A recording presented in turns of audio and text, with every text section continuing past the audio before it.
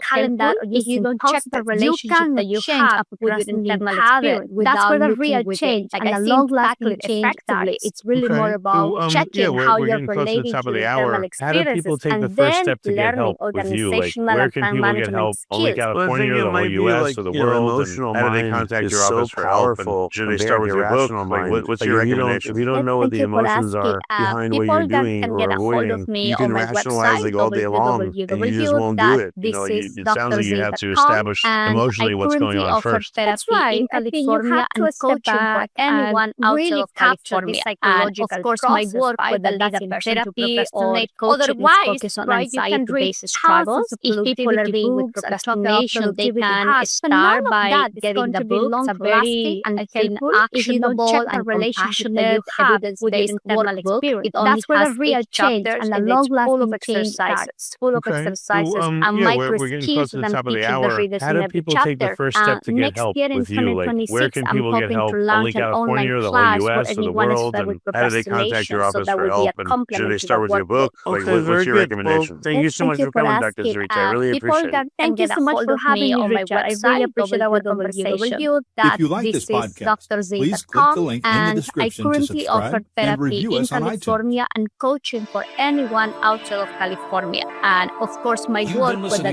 therapy or coaching is focused on anxiety-based struggles. If people are dealing with procrastination, they can start by getting the book, a very actionable and compassionate evidence-based workbook. It only has 8 chapters and it's full of exercises and micro skills that I'm teaching the readers in every chapter.